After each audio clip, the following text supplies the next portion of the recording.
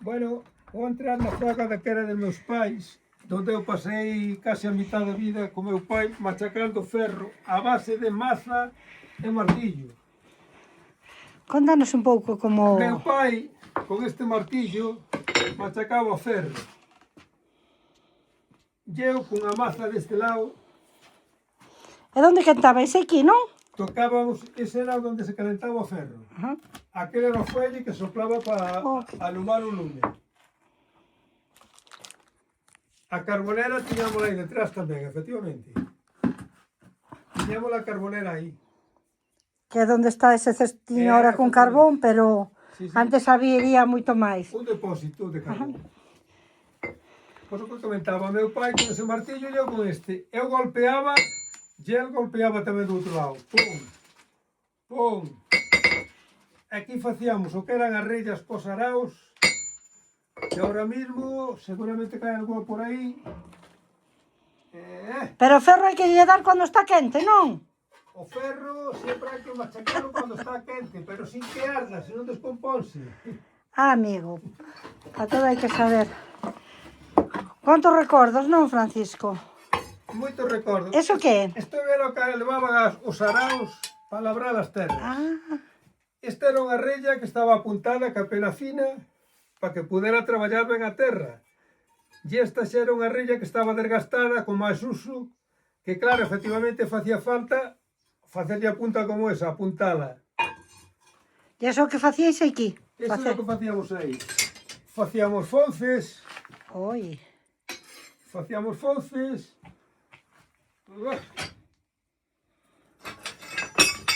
eixadas de peta, vale. que recordas tú aquí da fragua, ahora que estamos...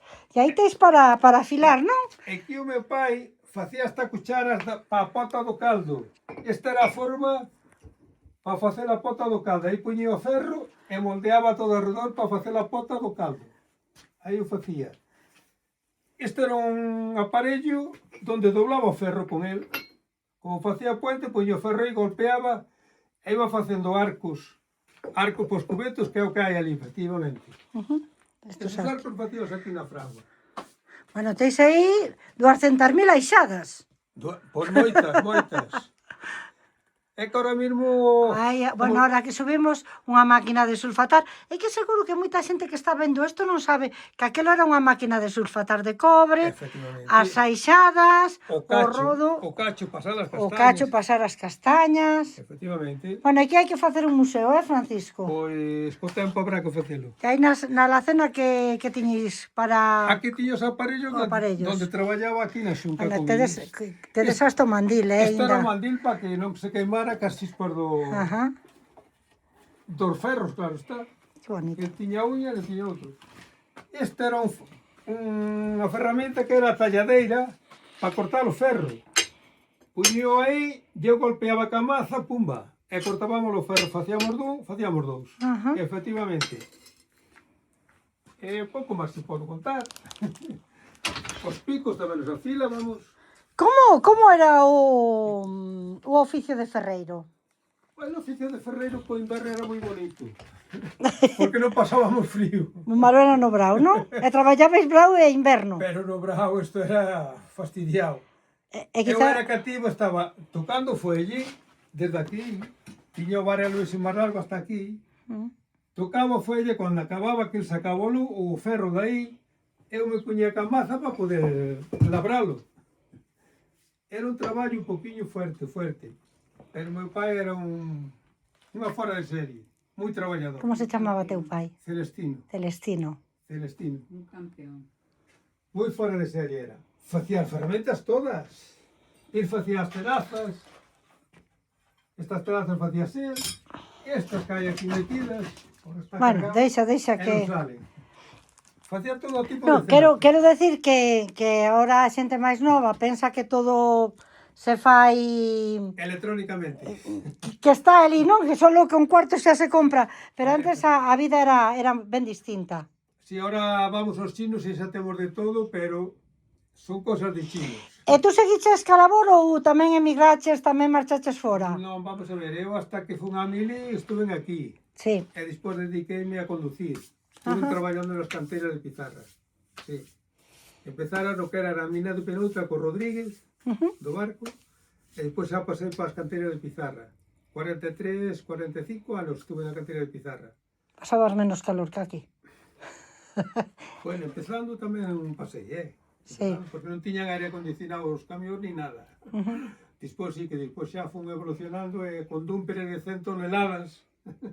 De 100 toneladas, Sí. Eu que te estou falando, as rodas que non lle chegaba ao alto de arriba. Ya aí, pois, casi me jubilei. Casi me jubilei. E a fragoa cerrou cando o teu pai deixou de traballar. Efectivamente. Vale. Nos, os irmãos, vimos aquí a facer algo a chapuza, pero... Sí, para seguir recordando aquelo que foi. Efectivamente, para recordar o que facía o noso pai. Facía as cadenas, estas cadenas, agora eu facía así. Eterna memoria, non? Os chambariles para colgar os recos. Os chambariles. As soltas que levaban os carros. As soltas. Isto era para prender o ganado, por aquí metíase yo o pescozo, pasábase por aquí, e aí quedaba o cuello do ganado prendido, o cuello das vacas, aquí. Tiña un giratorio aquí para que a vaca girara e non se atravesara. Non se atravesara. Efectivamente. Pois un recuerdo a Celestino, gracias a ti, Francisco, por enseñarnos e que tanto teu pai como a profesión del siga viva, polo menos mentras se vexa este vídeo. Nos recordámoslo sempre. Sei non. Moitas gracias a ti por traernos, o sea, facer os motivos para vir aquí e facernos este vídeo en memoria del. Por moitas gracias a ti. O poblado onde está a presa. O sea, que non lle chegaba a cazar agua, que tiña unha panadería. Efectivamente, efectivamente. E carpinteiro sabía que facer un carro, facía un carro. A ver, amósame a mi madre. Esas son para levar un llavero, non? As chaves de San Pedro. Está un llavero moi bonito. Había feito por el tamén, Sí. Xa o Que ves. chulo. Xa o ves.